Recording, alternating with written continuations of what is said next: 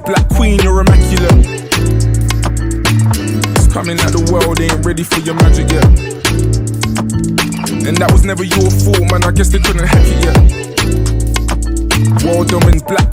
Hi, everyone. Welcome to a brand new episode of Black Tech Unplugged. I've got a new guest. So, Henri, I want you to do an introduction of yourself. I call this the check-in.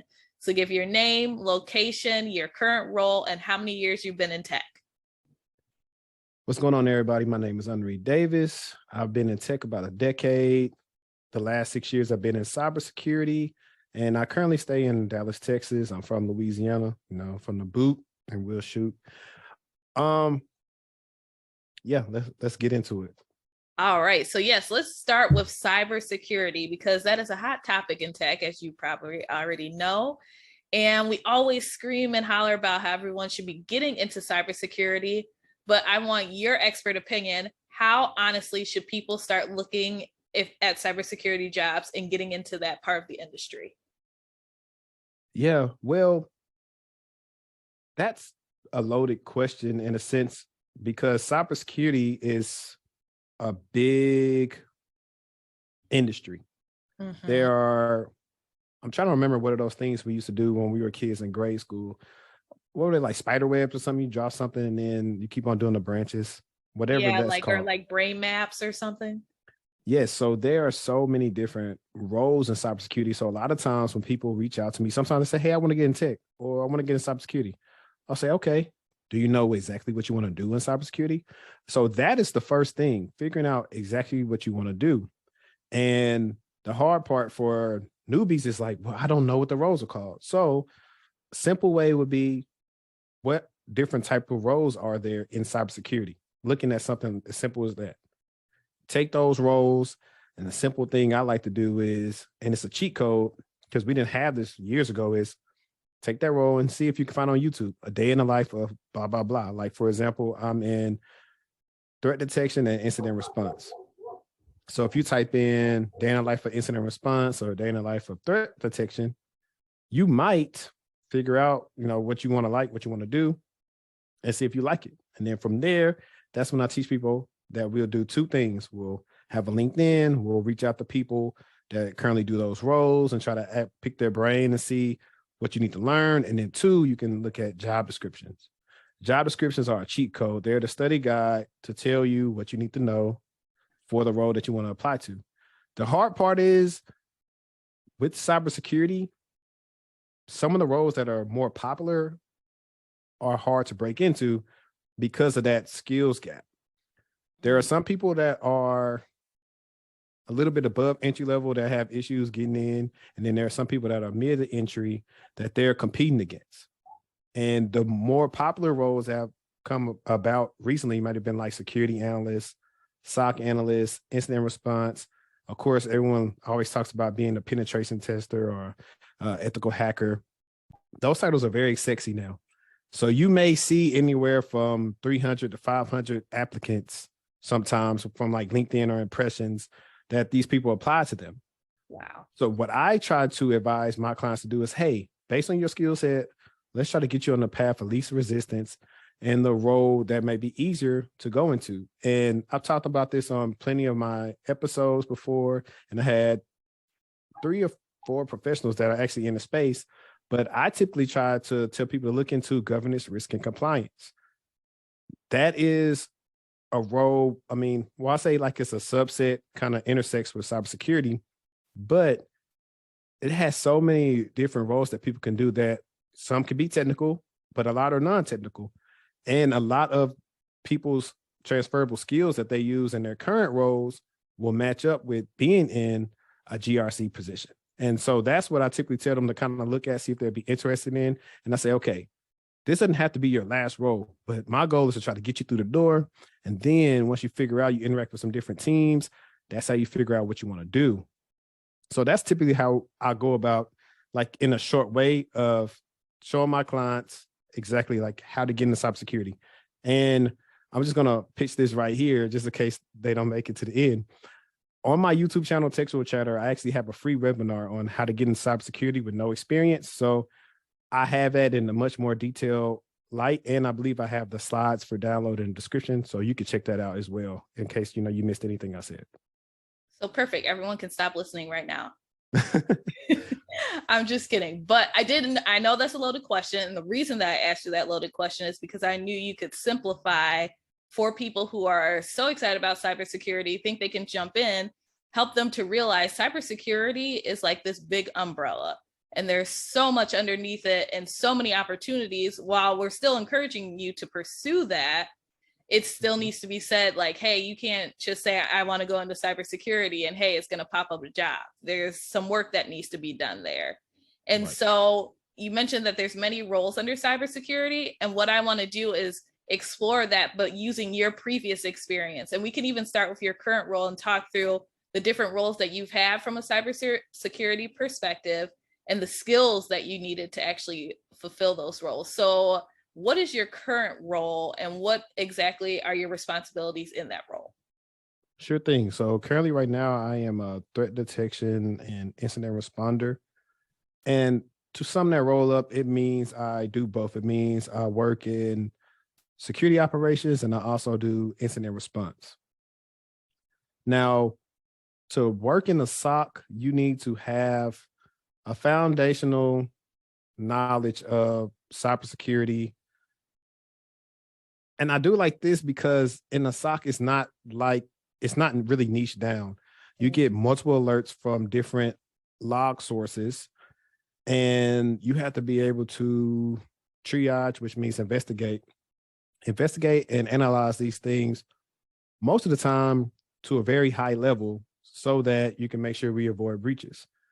So to do a role like mine, you would need to understand Windows operating system. You would need to understand maybe Mac OS, Linux, understand, the basics of networking, understand things like encryption, hashing, understanding things about like malware, how it acts, what happens when somebody clicks on something malicious, understand phishing, understanding the cloud. Now, pretty soon, now you got AI coming out here. So there always are different attacks and threat vectors that are happening constantly daily. And so you have to stay updated with the latest attacks. Like even when I logged on today, they were telling us about, hey, this 0 day just came out. And for those who don't know, a 0 day is an attack that starts like instantly, that's just launched by attackers that there's not a fix for yet. And so you have to be proactive in your response to this to make sure that your organization isn't affected by whatever they use in this thing for CVE. Now, that's one part of it. Then all it is for the incident response side is responding. Okay, if we have a person whose account's been hacked, what do we do to make sure the attacker is gone? How do we make sure no one else is affected? How do we reset, like simple thing. Let's say a person clicked on a phishing alert and they put in their information. Now someone has their password. They might have been compromised because they did that. However, you have defense in depth. So even though they're trying to log on to that person's email, they may not get past the multi-factor authentication prompt. If they do, then we say, okay, now this person is in the environment. How do we make sure that they're not accessing things they need to access? How do we make sure they don't take anything which is considered data exfiltration? How do they make sure we don't take our proprietary data out of our environment? And so those are the things you kind of focus on incident response. And in layman's terms, I've said in interviews before, working on the blue team, which is what SOC analysts and incident response will fall under, is similar to police, firemen, detectives, paramedics. It's similar to that. If you think about them, police get a call from 911 saying, hey, we have an emergency right here. So you think about your first responders. IR is that. They're the first responders. Someone said, hey, we got this. This is what's happening right now. We believe that this machine right here has been compromised. So now you're going to follow your protocol and check all you need to check and see what's going on. Is it really compromised or not? Do we need to isolate it from the network? And so they're doing it, real time. The policemen say, okay, how we assess this? How do we pull up to this incident? How do we need to prepare ourselves so we don't get affected by anything? And then you throw in now, once the incidents happen, you bring in the detectives. So the detectives are the people that are actively getting all the information. They're doing a deep dive, like all the detective shows we like to watch. We see the detectives, they do that. And so that's a part you do as well. And then you also have the fireman and paramedic part. They're just chilling. They come and trying to put the fire out. The paramedics, they kind of recognize what this is, and their job is just to, hey, we just need to have this ad hoc until we make it to the hospital. So I've worked with people, well, I worked with clients in the past who came from policemen and fireman backgrounds. And I always tell them, you guys would be great in this role because it's similar to what you've already been doing, just on a network level. That's a lot to unpack right there. Yeah, it is. I feel like everybody always talks about the blue team. Like they always want to say they want to roll there, but no one's broken it down like that. So I'm like taking that in myself. One thing that I want to mention, that just from you describing your current role, let's be clear, that's not like an entry-level role. This is something that you've had to have some experience in the space doing in order to be successful. Yes, I'm glad you mentioned that, because I also like to tell people that a lot of times a SOC role is not necessarily entry level unless the job says 0 to 2 years of experience and we're willing to train you, because a lot of times companies do not have the time to sit down and pretty much train you from scratch, because you're taking away from someone else that's on the team and they can't do their job. So a lot of times they will look for someone that already has some experience. Typically, the people who make the best SOC analysts have what you would call people like the, clown these roles all the time, but a help desk system administrator background. Great transition over. And most of the time, these are the best employees because they already have the foundations of knowing the same things that you need to know in the SOC. From an IT standpoint, they just got to work on the security part. But their processes are so focused that they'll be fine once they get up to speed. They're used to handling, high stressful environments. They're used to multitasking. They're good. And they can always come in, like me, when I came into working in a SOC from a help desk background, I was always able to come in and establish and fix different processes that didn't make sense to me. So. And let's actually speak on how you got into SOC. So was that, you said you were working in the help desk and then you were given the opportunity to kind of shift your focus a little bit, it sounds like? I wish it was that simple. Let's go back to 2013. Okay. The summer before I graduated undergrad. So I went to Louisiana Tech University, and the spring quarter, we're on a quarter system. The spring quarter, I want to believe it was a forensics class. Yeah, it was a forensics class. I took a forensics class that I really liked. And I said, I want to do this. Ended up meeting somebody this summer who was currently, I think he was working a job for the Air Force on the Air Force Base at Barksdale Air Force Base. And he said, hey, you should get your Security Plus. I got my Security Plus in the summer of 2013. And that's what made me want to say, okay, I want to be in cybersecurity and I want to get a SOC analyst job. Well, I was the help desk for 2 years. And I'm speeding past that because that's a long kind of talk for that process. I have a video on that as well. But while in the help desk, I had times where I'm gonna just tell you guys here. The one thing people like about me is I keep it raw and not filtered. I had corporate politics going on in the help desk role. I interviewed for some SOC roles while I was at the help desk and then get them. And I knew that it wasn't because I wasn't qualified, because out of the people that helped desk, I was one of the few people that even had a degree, let alone Sec Plus certification. It was some other things at play that kept me from doing that. And that's when I realized I needed to skedaddle. End up leaving the help desk, moving to Dallas in June of 2016. And it wasn't directly to a SOC role. I actually took a role working in a NOC, which is kind of similar, but not as, they don't do as much work as you would do in the SOC. Okay. So NOC stands for Network Operations Center. I took that role with the mindset of saying, hey, within however many months, I'm going to have a security role.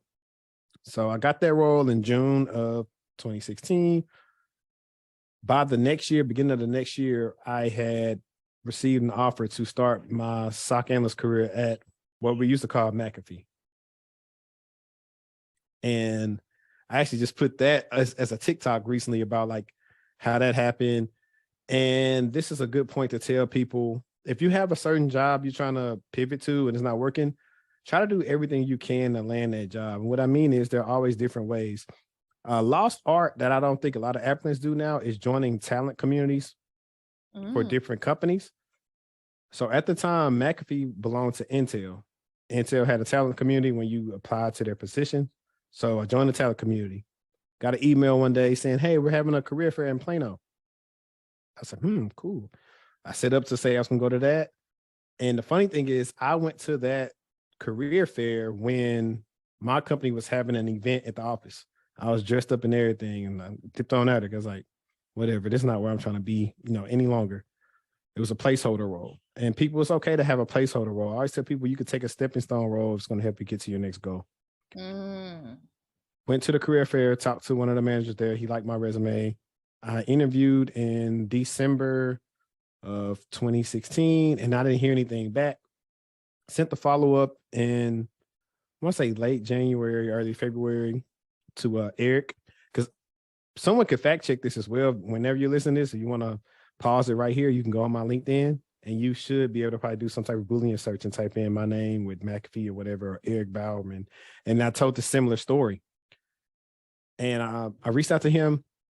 They reached back out. I was like a day I was playing basketball.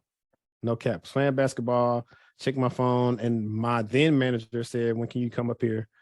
Went up there, and all he asked me was like, when can I start? And the rest is kind of like history. And I tell people, sometimes starting your cybersecurity career can be hard work, sometimes the right amount of luck, and, it's just your time. And I feel like, that was my time. I learned a lot in that role.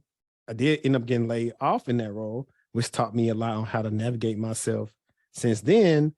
But experience is always the greatest lesson. That's what I would put it as. Like, I learned like so much dealing with that position. Now, we gotta go back and talk about the big stuff. So let's start with the placeholder role, because a lot of times people act like they haven't had a placeholder role. Like, let's be real. It's a thing. So in your situation, you had this placeholder role before you got where you wanted to go. What did you use that time to do for your career? Glad you asked me that. So that role, my shift was, I think it was Thursday through Sunday. Yeah, Thursday through Sunday. On Thursday and Friday, I worked, I think 7 to 4. Saturday, Sunday, I worked 7 to 7. And I had a lot of downtime in that role. So I decided to get my master's degree. Okay. Because I used to wake up and have to go to the office in the morning time just to do nothing. And I think that's why I have so much resentment of on-site work, of going to the office, and I'm not getting anything accomplished. It probably stems from that. And I got my master's. Well, I didn't get my master's while I was there. I ended up getting my master's when I was at the job after McAfee.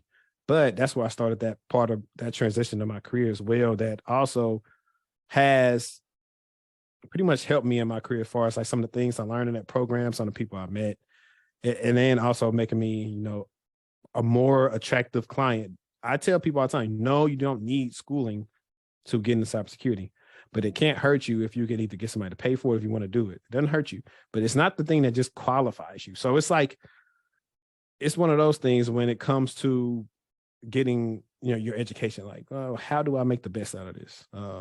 And that's what you have to think about. But during that time, I met some people, I learned some things, but it was very much so a stepping stone role, because most of the time, probably about 85%, if not 90% of the time, I wasn't doing anything at work. It was more response work where if an alarm went off, you responded to it, trying to see if, there was an outage or something. That job was dealing with a PCI. Well, that company was Income, and Online Strategies, and they got bought by a company named Income, and they do payment card transactions, and they do gift cards. The company Online Strategies had developed some type of software that Income wanted to use, and so we had different companies that we used to sponsor, like helping them with their transactions. I think some of them used to be like CVS, Fred's, and I think it was some other ones. So if you saw a connection go down on the dashboard, then you have to get on the phone and call whoever you want to call for the point of contact and ask them what's going on. So that would be fun. You get a rush when that's happening, but if not, I'm up there. I think I went up there. I watched Netflix, like everything that was new that was coming out. I used to finish that. I used to do push-ups up there. A couple of times I was like sleep. I used to invite people to the office, which they weren't supposed to be there, but I was like it's nothing to do. I used to go to the Galleria on shift, like on Saturdays and Sundays, and just waste time. Yeah, because we had this thing called pager duty. So if anything's happening, pager duty is gonna alert me. So by that time, the Galleria was only like 5 minutes away, so I can always get back to the office. But I was always doing something to try to make the most out of my time, because there's a 12. Think about it. On the weekend, you go into a 12-hour shift to do sometimes nothing. Right. And you got to get out your bed to go do it. Right. Hopefully now it's at least remote. It may be. I think they might have moved to remote. So what happened was that company made agreements with the companies that their clients saying, hey, we will always have someone at the knock. So that's what happened with that role. But overall, I learned stuff, met some good people. Unfortunately, two of the people that I used to work with there actually have passed away recently. Well, one recently and then one a couple of years ago, like I want to say right after COVID. Okay. Well, meeting people is always a good part of a job, but then we got to talk about the negative side, which you mentioned, layoffs. Mm-hmm. How did you navigate your layoff? What did you do with your downtime? Oh, man. So my layoffs, I got laid off February. Well, I knew I was getting laid off before that, but it didn't officially kick in until February 2018. Mm-hmm. And I didn't start working again until June 1st, 2016. It was a lot going on in the layoff. I had a lot of interviews early on. Now, we'll say what I do know about some companies that are decent. They will give you a severance. They'll pay your bonus out. They'll provide you with career companies to help you kind of find another job and do your resumes and all that kind of stuff, which is one of the inspirations of why I started what I started. That time was interesting. I learned a lot of things. Sometimes I was younger then. If that was 5 years ago, that would have made me 26, I think. Or I turned 26 then. Sometimes I felt like I was just getting interviews just to say they interviewed a Black person because I went to interviews, didn't see anybody that looked like me at the table. Yet what your response is, we went with somebody with a little bit more experience. I was like, you kind of knew my experience before I got to even that part. Why not just say you went with somebody else? Because when people know my real name, when they say like, oh, Henri, I don't want to say on my platform, I would say it, but I ain't gonna say it on yours. No, go ahead. Say it. Nah, man, I was gonna say, man, it's like, is he a nigga? Is he not? Like, we don't know yet. We got to see when he pop up, because my name is very much fluid. Like it could be whatever when you see it on paper. And I was getting that vibe. Like I've had companies during that time tell me, hey, he was the best applicant, but we're gonna go with someone else. I'm like, what does that mean? Right. I had companies that told me like I pretty much had the job just to ghost me, and I never got the job. But if people are going through that now, sometimes that's a bigger blessing than you realize. You actually avoided some BS. Because fast forward, when I got the job after the layoff, a guy came from that same company, and this company I had this process where I was going to be like a SOC lead for Texas Instruments. And for those you don't know, Texas Instruments they're the people that create the calculators, and I think they do stuff with different microchips and everything else. But it wasn't necessarily Texas Instruments. Texas Instruments subcontracts the hiring for their security team to this company called Talent 101, and they were the ones that was giving me the runaround. Mr. Jack wouldn't answer my follow-ups or anything, but he was acting like I had the job. But I realized that, hey, I dodged a bullet. The guy told me, said, yeah, man, they hired a woman that didn't even know what she was doing.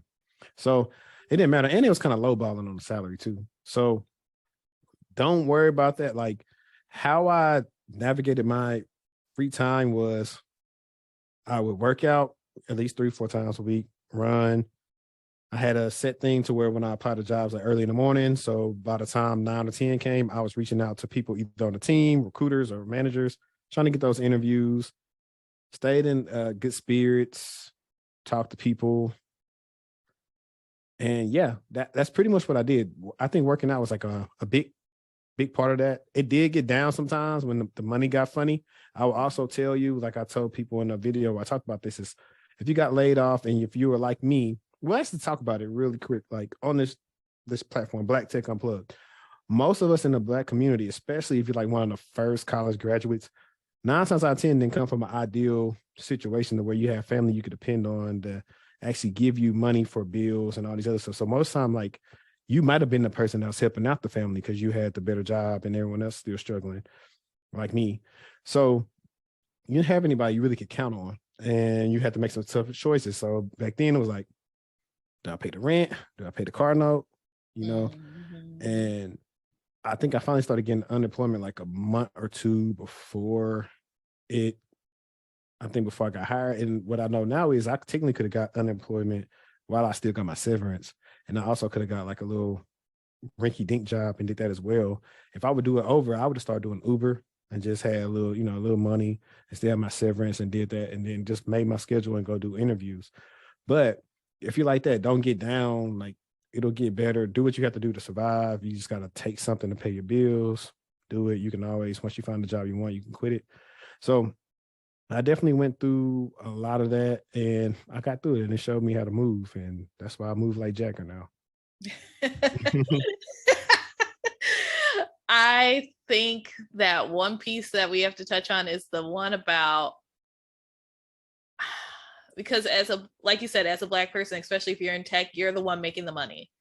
And I think we are one of the few cultures where when we are in that situation, we have to take care of our people because that's just what we do. And then when you lose a job, you don't have that same income. And it's hard because the people that are depending on you also, most likely, I personally haven't seen, but like, your parents aren't in tech. Like, they don't know what it is. They just know you are making all this money. And I want to ask, for you to even get into tech, what did it take you to get there? Did you even know tech was an option, like when you were a kid or even in high school? Great question.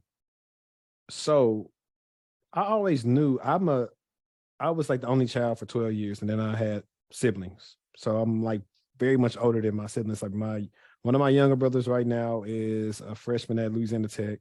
The other one is a senior at my alma mater in high school. And then my baby sister is a freshman in high school right now. But I watched a lot of TV because I had no siblings anybody was playing with. And I knew I always wanted to work a job that, was from home, maybe had, a little dress shirt, kiss the wife, go out, get your little briefcase, something like that, something that looked like money.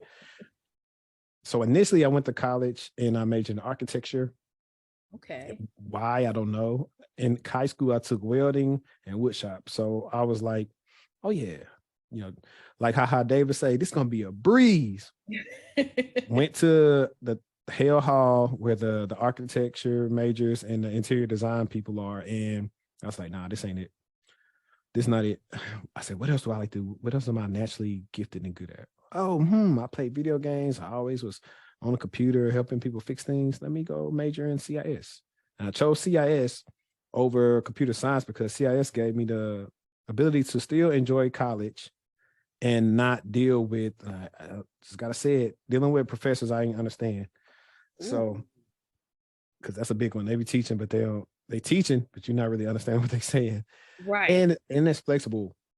I chose CIS as well because it's going to give me the benefit of learning those soft skills I need to use to navigate in corporate America. However, I really feel like they should redo like all curriculums. Like, think about it. Like it was like last year, a year and a half ago, where I researched like the curriculum at Tech, and it was like the same as I took in 2010 to 2013. I was like, this is outrageous. Like, we need our curriculum should be, one of the classes should be, hey, how to do email etiquette, like email class. Like, people need an email class. People don't know how to type. People don't know how to send emails. Nothing. Like, I learned that from working in the help desk. Really? Yeah. I learned how to actually structure my emails, how to talk without text that might seem like it might be a little bit too much, using words like, I was advised to per this. I learned that on the job, not at school. I took a business communications class, but we were just writing memos. That wasn't necessarily showing us how to structure things and respond back to people. Yeah. But and they had this little chart and it showed the salaries of what people make. I said, all right, this is it.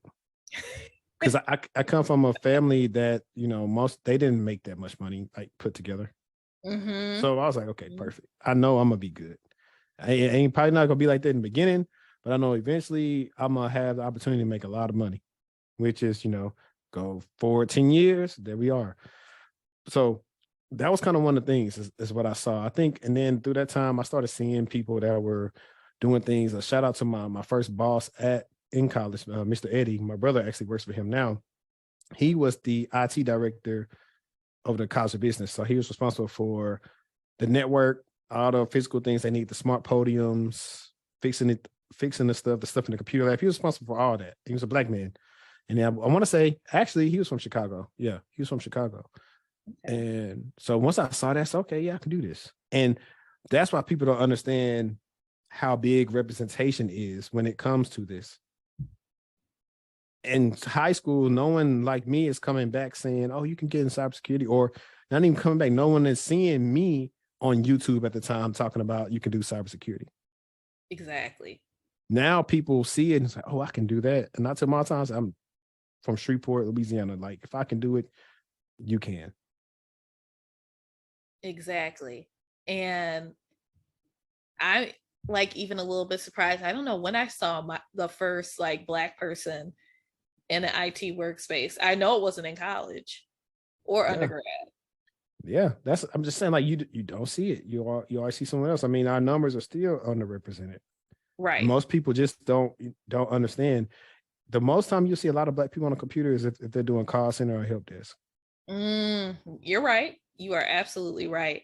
And you know what else you were right about? You talked about making the big figures in tech. And I know you've seen it because I think we've talked about it before too. It takes like 4 to 6 years. Like, you don't just come out in tech and get 6 figures. Like, let's be real. But when you see, I shouldn't say you don't, most the people's paths work that way. But if you go on a TikTok or, you know, Instagram, it says, you know, take this, you'll get 6 figures right away. So I just want to bust that myth one more time. And also talk from your perspective. How do you feel when you see videos like that, knowing that you obviously put in the hard work to get where you are today? Right. Yeah, definitely. I always tell people, do we focus on the majority or the minority? Now, there are rare occasions when you can come out of college making 6 figures. Most of the time, these people did either one or multiple internships and have the skill set that allots them to get 6 figures.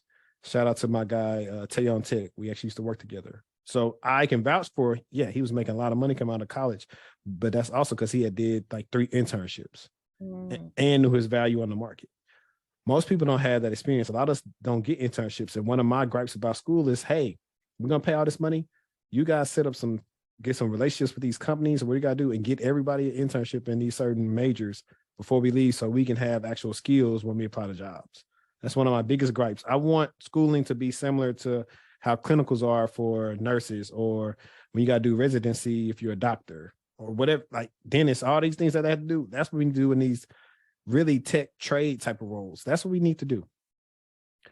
Now, when it comes to people telling them, oh, you're going to do this and make 6 figures, it's really a marketing ploy. There are people that can because they have transferable skills from other careers. But more times than not, if you're talking about a technical role, and this is one of the things where people get up in arms about, technical roles are very hard to break into. They are, because they require you to actually be technical. Non-technical roles are non-technical for a reason. Your skill set is more highlighted in time management, team building, effective working, communication, all those different things, staying on task. Those soft skills, knowing your audience, those will make you a lot of money if you pick the right roles. But you just have to structure your resume in a way and interview well enough to get the role. So that's a little different. But a cert alone probably won't help you do that. And also what we saw surging is people trying to go, everyone's trying to apply to like 5 companies. And I've broken this down recently to tell people, hey, instead of focusing on company, focus on what industry you like and see if they have a job there that you like. I brought up how the role, I think I told someone in the comment on YouTube, I was interviewing for a role at Target last year, but unfortunately got put on hold. That role alone was going to pay 200K plus, and that's not a FANG role. And so when I tell people, hey, just pay attention to that, like Credit Karma, oh my gosh, if I had the screenshot now, I showed you what Credit Karma reached out about in LinkedIn about what that was going to pay. Mm-hmm. You know, but a lot of people ain't talking about going to Credit Karma. They say, oh, I want to work at Meta. I want to work at Netflix. I want to work at Google. So that's the things like you have to focus on. Like focus on industry. Focus, like if you were a person pivoting, like I tell people, if you're in healthcare, you're a nurse and you're trying to get into a tech role, focus on healthcare companies. Right. You've been doing a lot of stuff already. You know, you've been working with Epic. Try to see how you could do something with Epic tech-wise, IT-wise. Those skills will eventually pay. A lot of times people just are very pressed. And I'm finna say something that's gonna ruffle a lot of feathers. With the climate that we're in now, with your first job, don't expect to I mean, you could try to expect this and you could just try to just find it. And if you find it, good. But if not, don't just think you're finna work remote on your first job and you got no skin in the game. Ooh, that's a good one. That is a good one. Matter of fact, if you want to get a job faster, try to apply to the on-site gigs. And early on in your career, somebody was going to tweet today and put on LinkedIn. Early on in your career, it actually benefits you to go on site if you're working with people that's going to actually be there so you can learn. You'll learn so much than having to reach out to people on Teams and everything else to see what they're doing. I'm telling you, I learned a lot. In my second SOC role, we were on site. I learned so much just from being there to be able to go tap somebody and say, hey, let's look at this. But I get it. I love remote, but remote isn't for everybody. Remote is for me because I do multiple things. I wear multiple hats. If I just only went to work and came home, it probably wouldn't matter to me if I was remote or not, as long as my commute wasn't too far. A lot of people are only doing one thing and they want to be remote, which I get it. You could do that, but you got to make sure that your talent and value speaks to, I could be remote. Some of you, you know, just like they say, those TikToks, like, he ain't got enough, but he got that on though. Like, that's how I feel about y'all. But one other piece that I want to add on to going into the office, and we haven't talked about it too much, and we don't need to go into too much detail around it, is being in the office and like, let's just say it's your first role, or maybe it's somewhere you want to be long-term. That FaceTime.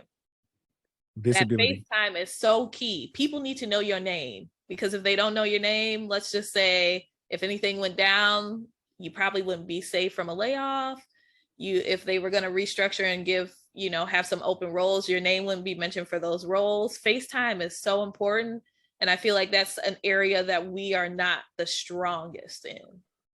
Yeah, not only that, that's one of the things that I talk about in my adventure cybersecurity career course on LinkedIn. It's about that visibility on how to get promoted and advance your career, becoming more visible.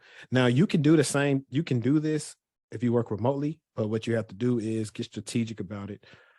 Lead more of the calls on your quarterly calls, annual calls, try to present something, present a new technique or process or report, something like that, to where you knock it out of the park so they know who you are when it comes to promotion and bonus time. They know you, reach out to those teams that you involve with a lot and their managers and talk with them for 15 minutes. They love to talk. Yep. That's all they do. They talk. They're not technical no more. Like there are ways to do it, but you have to be strategic about it. And I think our issue in our community is it's not a lot of us in corporate. And so much stuff you learn as a first gen corporate person that unfortunately you have a lot of, bumps and bruises along the way. But once you figure it out, like, you're good. That's why I have no problem moving the way I'm moving. Once I realize, hey, I'm a requisition number, I moved accordingly. That's true. That's very true. And I want you to elaborate on that a little bit about just like how you view how you move, because I do think it's unique. I shouldn't say unique. I think that it is a different mindset that people are starting to do now. But you know how back in the day, people used to stay at jobs for like 20 years and, those don't exist anymore. Yeah. Like, for example, we have like our, I guess our parents are what? Gen X. I or, think. or whatever before that. My mom's born in 68. My dad's born in 64. I don't know, whatever they are considered to be. When I talked to my mom like years ago about, oh yeah, I'm finna interview and talk to this company or whatever. She's like, nah, you need to show some loyalty and blah, blah, blah. I say, mama, these companies don't care about that. And I don't leave money on the table. If it's a good enough offer, I'm gone. And I say that because whether we pay attention to financial stuff or not, we're living in a time where they're taking money out of our check for Social Security to possibly not even be there by the time we need it. Right. So we're steady trying to work for a company to where they don't pay your loans off. They're not giving you excess amount of money when it comes to bonuses or stocks. So you have to look out in your best interest. They don't have any pensions anymore. Right. So what benefit do you have to just stay somewhere for years if you don't have like a active, hey, if I stay here 20 years for facts, I know I'm going to get one check for $8,000 every month when I retire. If that's the case, a lot of people are not going to leave, but that's not the case. Right. You got to keep on making a lot of money so you can save more and retire more and get back more of your time. That's the biggest issue. And pay attention to company financials. Not really trying to, and it's also, you don't want to just jump ship to someone that may or not be, and I can't think of the word, but we just talked about this last week on the pod, is jumping to companies that you're unsure about their finances. And so you may make a bad move. For me, I research where I go before ahead of time, especially after, being laid off before.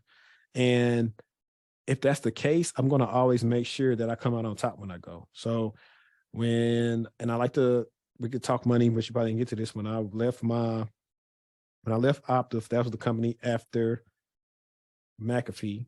I went to Goldman Sachs. I negotiated to get, my first, I forgot what the word we use. It's a discretionary bonus, but it was fully guaranteed for me in the beginning of 2022. My first time getting a bonus like this. I got negotiated getting a $30,000 bonus, which was 21 G's, once they took taxes out. Right. And unfortunately, I left that company and I negotiated a bonus for, like we talked about earlier, for JP Morgan. I didn't get all of that bonus. However, I played the game smart. Got that bonus, and then the new company, I got them to give me a sign-on and a comp buyout of more than what I got at JP Morgan. So it's different ways you got to learn to play the game. Because they playing it. If you look at the Q4 profit statement, they made their money. But yet when it comes to you don't want to get a raise, your apartment, your property taxes, everything going up, but they want you to be a loyal servant and make the same amount of money, but yet have less money to actually buy stuff and take care of your family. And that's it. That's what it is for me. I'm a father now. I have 2 girls. And, our family, we're all here, the girls and their mom. So I was like, it's me. I'm looking out for them. I'm looking out for me. I got to take care of them. So that's what you got to think about. Think about yourself first. Shout out to my guy, Jermaine Jupiter. We play for this name on the front, even though this is not a jersey, but we play for the name on the front and we're loyal to the name on the back of the jersey. That's right. That's what we do. That's like, right. I'm going to be as long as I'm happy, I'm going to be the best worker you got. Like, you ain't going to find nobody better than me. And that's also the notion that we have to dispel. I worked in a lot of big companies, and I'm gonna tell y'all right now, when we've been in the upper levels of corporate, it ain't been us that's been sorry. It's been everybody else. But they don't report on that. And that's a hot take. But it ain't been us. I'm telling you, I didn't work with the others, and they have not been good. I mean, everything you're saying is accurate. I think everyone who's listening to the podcast is probably going to be nodding their head like, you know what? It's making sense. Yeah, because nobody ever wants to, like, in the corporate, like, we talk about corporate space, right? Nobody ever is coming out and speaking up for us. It's like, we'll see these lowering numbers, and then let's not get started. And this is not my forte. Diversity, equity, inclusion. And then you look at the top level, ain't no diversity there. So what y'all talking about? Mm-hmm. Mm-hmm. Why it's not more of us? Why it's not more of them? How diverse are we? And now you got to take a look at with all these layoffs, right? Mm-hmm. So everybody was, like you're mentioning, hollering about diversity and inclusion. Layoffs happen. Who's the first ones that go? First off, it's the Black diversity and inclusion officers. So now in a way, it's like, okay, was this even real? Were y'all really, considering this? Mm-hmm. And then it already wasn't a lot of us to start with from any perspective, except for from the diversity and inclusion front that might have been an executive. Now they're gone. So where are we at? Yeah. And I mean, just to even say that, and I do not want to offend anyone when I say this, but I want you to actually take a step back if you do roles like this and think about it.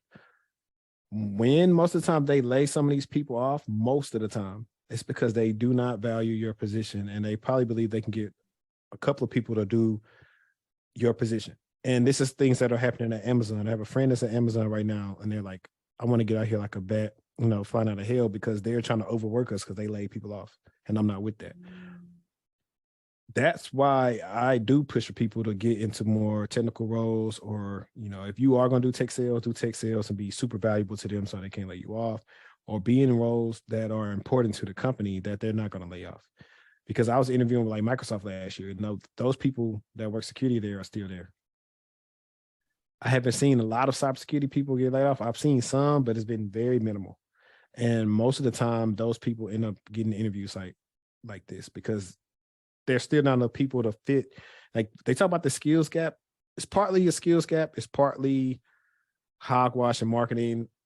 And it's partly because no entry level roles. But those people needed for mid and senior principal, it's not a lot of them that exist. So when they come open, they go back to a company pretty fast, unless they're just not good at interviewing. Or there's some other things. They could feel like me. Maybe they feel like, oh, I'm Black and they don't want to hire me. Which I can see some people's sentiment. They've kind of felt like that. Or you could just not be executing properly. It could be that too. True. Oh, we could have a whole podcast on just that by itself, that topic by itself. But I do appreciate you touching on that because it's so key. It's so important. And we talk about it, but it's like, when's the action actually going to, start happening with some stuff? Definitely. I always tell people I just got to be unfiltered all the time so they can understand like corporate is not going to like play with you. So I'm not here to lie to you. I'm here to tell you what I experienced over 10 years and what I know. And if I don't know, I get somebody that do know it. Right. And you know what? That's really a word, because sometimes I feel like in the past, things have been sugar-coated, right? It's like, well, maybe don't do that. No, y'all need to hear, stop doing that at work because you making yourself look like a fool. Like, let's be real. Like, they are not considering you valuable if you do some of the stuff that you doing at work. Yeah, definitely. I tell people all the time, one of the key things too, to also let them know that you still got to keep interviewing. Don't stop interviewing. That's another reason why some people get laid off and have a hard time. They ain't interviewed in like 5-10 years. And it's a skill set in itself. Like it's hard to do. And I tell people to do that. Like, and that's how you know what your value is on the market. Some of the companies getting over on you, paying you lower, and gonna have the nerve to try to lay you off, and gonna have another possibly not try to give you a good severance. And then where are you? So yeah, I definitely feel that. And Henri, I want to make sure that we cover, because I know we're going to end soon. I have to cover the other side of everything that you do. So we talked about cybersecurity, your career, things that have happened in your career, but you're also on the content creation side. And I want to make sure that the listeners get to hear about that piece a little bit. So why don't we start with just how you started getting into the content creating space, and what exactly is it that you're creating when it comes to content? Sure thing. So I got into content creation. A lot of people don't know, before I had Textual Chatter, I actually had a boxing channel because I love boxing. And so I was covering boxing all the time, making different boxing videos. But I realized I was putting a lot of effort into that, and there wasn't much value in that to even the listeners. Like, it's not much value to them. 2020 comes around, COVID comes. My first little girl is about to be born. And I was just thinking of different ways of, okay, I need to do two things. One, figure out what I'm going to do, like, to do more things to support my family. And two, start even branding myself some more. I've been doing this for a while. I've been helping people for a while. So what do I want to do with that? So from that spurred two things. It spurred, at first the channel was called Techno Chatter, but I changed it to Textual Chatter. to kind of be uniform across all platforms. And then Textual Consulting was born out of that. Textual Consulting is my company that I designed to help people break into cybersecurity. Specifically us, most of my clientele has been Black people. And that's because we identify with each other a lot, what they went through at certain jobs and lower level roles. And that's why I wanted to help them do that. And other things that I didn't help with early on in my career, I want them to be better than me instead of having to bump your head for about 3 years before you can finally get a cybersecurity role. When it came to the content, I just started making content. I kind of introduced myself. So I started off with like, how did I get in cybersecurity? Why did I choose my major? What's good about working at the help desk? You know, my salary progression. So, because at that time I had already been in the game for what, 7 years now, like 6, 7 years at that time.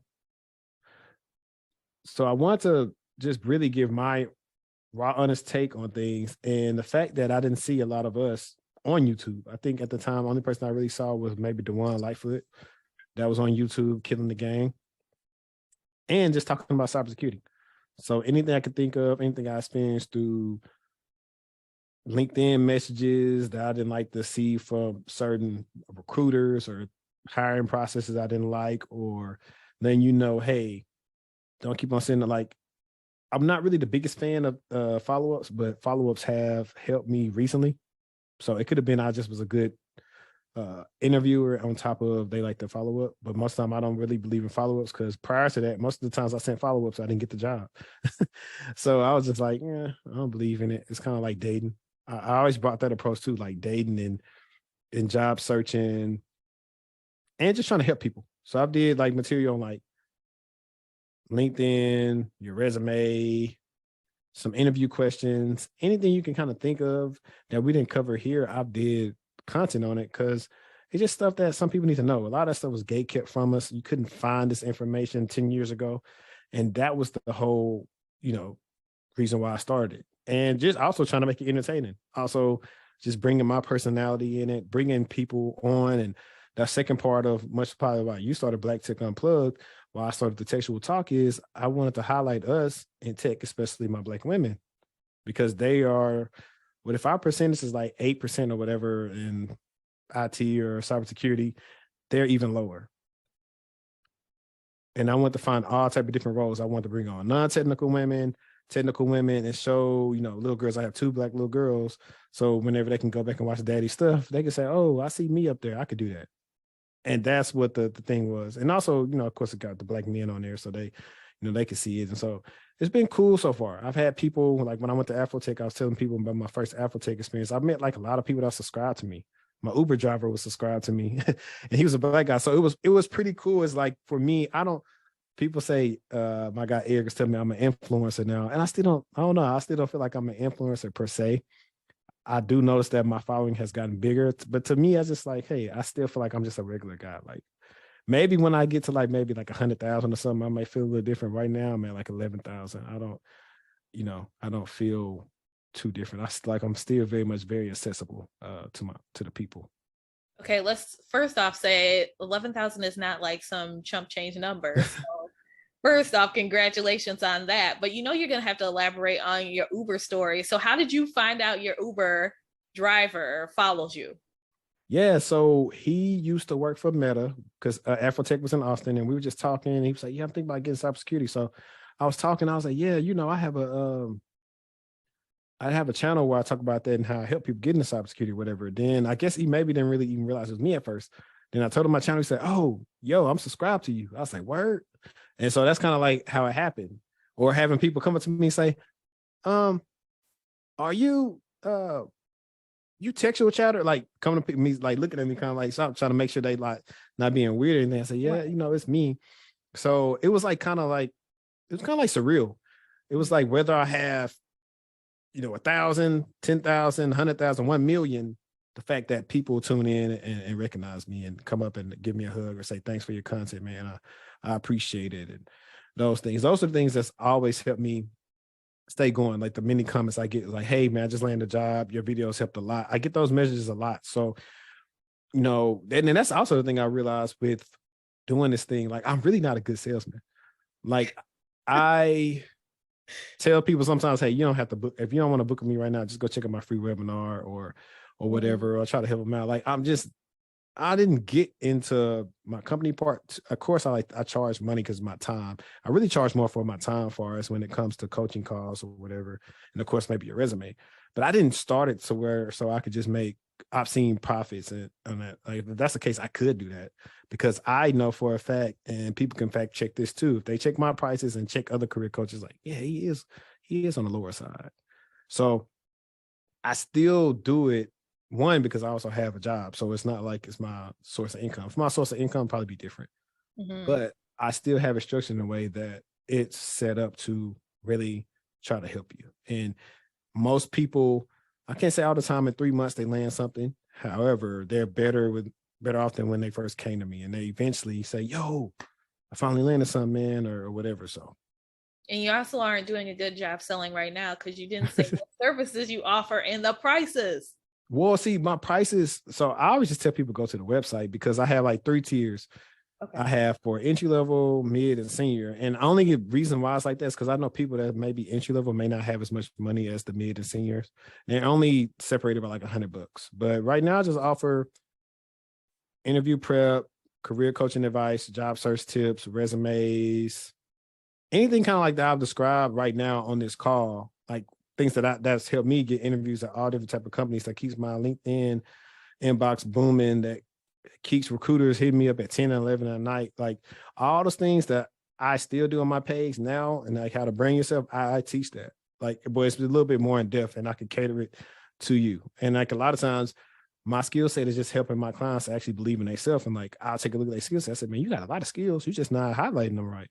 It's like, I always compare my process to being like a boxing trainer and telling somebody like, you got a good jab, man. You got to use that jab. And so when that trainer normally reinstates that confidence in that fight and tell them really use that jab and jab somebody like to death, they normally become successful. So it's kind of that part of it too. It's like, I'm also here to like let you know, hey, and I give it to you straight, and I'm gonna ask you like, hey, why did you do that? Like, I had a client do some stuff to their resume that I didn't do, and they ended up getting rejected for a role they applied to. And I looked at the resume, I was like, why did you put this on there? But that's because they started getting information from else places instead of just me, which I'm not the person I just can't say I'm correct in everything. However, if you're going to do that, ask me first so I can help you out. Cause I threw them a layup to possibly even just get an interview with the company that I had pretty much had to offer with. But it is what it is. You know, those who actually listen to me and execute, those have been the ones that have been very successful with working with me. Those who are lackadaisical and not really doing all they can to succeed,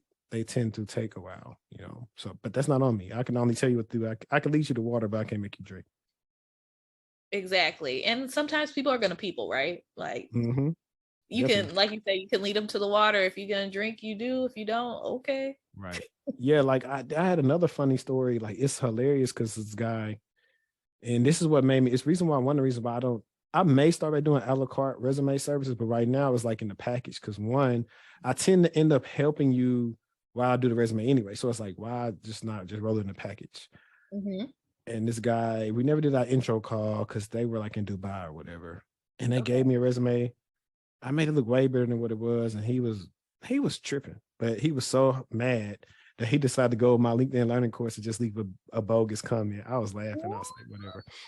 Now, the part of me that I had to realize, granted, because I also had retail experience, I didn't really touch on, like, I worked at Target through college.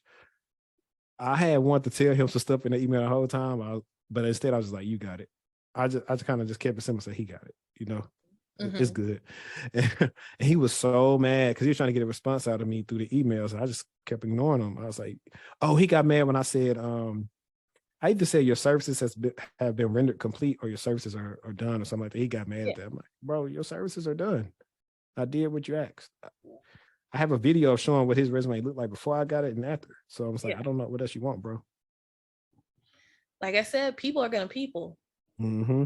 Now, everybody's not going to do that, but lesson learned. Yeah, I take the good and the bad. It always makes for a good story. That's for me. Everything is like good content now. And I naturally like to, as people can see on this pod, I love to talk. if like, trust me, if we had the opportunity to roll this thing to about 8, he'll be rolling. I like to talk. So that's another thing I realized. I put on Twitter a while back. It was like, all those times I got in trouble when in school for talking. I realized, hey, they couldn't see that I was just doing what I was meant to do. Exactly. At the wrong time. I mean, it was at the wrong time according to that teacher or person. Yeah. Definitely. But yeah, now look at you. Yeah. Other people spreading the word, spreading some knowledge. Right. Yeah. I'm trying to come to a computer screen near you. Exactly. And it's talking about coming to a computer screen near us. Where can people find your YouTube and LinkedIn courses? And then also if they want to connect with you from a career coaching perspective. Sure thing. So on all socials, including YouTube, you can find me at Textual Chatter. That is TECHTUAL, Chatter, one word. And all the links to my services will be in the bio, as well as if you want to check out the podcast as well as the Textual Talk, you'll find it on YouTube, Apple Podcasts, Google, you name it. And also, just as of yesterday, I've started adding the video portion of my podcast to Spotify as well. So now if you use Spotify, you can watch the video portion of the podcast on Spotify as well. Like I said, I offer consultations, resumes, job search help, branding tips, you name it. If you could think about it, I do it besides applying to the job for you. I don't do that just yet, but eventually maybe I'll help you do that. Okay, cool. I mean, you can apply to some jobs for me. That sounds like And I want to ask you about the LinkedIn Learning course. The LinkedIn Learning course is also in the links in my bio. And you can also find it on LinkedIn Learning. If you type in Advance Your Cybersecurity Career, you will see it. And that's like my first LinkedIn Learning course. Planning to do another one that'll be a little bit more niche down about, like, hopefully it'll be around being a SOC analyst. So stay on the lookout for that. Awesome. And this will all be in the show notes, so you don't have to look that far for it. I will put everything in there so people will have that connection. So thank you for that. Being cognizant of your time too. We'll probably have a part 2, so nobody worry, where we have extended time to talk about things. But to end today's conversation, Henri, I usually open the floor for people to talk about anything that we didn't cover in the podcast. So is there anything that you want the listeners to know about your journey, tips, advice, anything? Yeah, but before getting long-winded, I'll tell them to go to my cybersecurity career journey playlist on my YouTube channel, and you'll get like a more transparent, in-depth experience with me. Like, what I'll leave you guys with is like, you're not too good to work help desk. I have a video that says help desk helped me quadruple my salary, and that's true. Put in the work, learn the skills, and you'll be fine. Pay attention to trends. If you see a certain technology trending in this direction, get on it first so you become a subject matter expert so you can run the price up on them, because they're going to pay. They're paying a lot of money for people that know how to use like AI right now. So that's what I say. Run it up. Take all the money, because I'm not going to say that. No, say it. I was just saying, no, like, we get reparations soon. So, hey. Listen, I appreciate you coming on, spilling all of the good information. Like I said, there'll probably be a part 2 because there's so much more that we could cover, or, some other things that will come out in the work. Appreciate your time today, though. And again, thank you so much, because my listeners have a whole new insight into cybersecurity, as well as just like the mindset that you need to be in tech. Like, you kept it really real, which I appreciate, and probably one of the realest guests I've had on. So thank you again.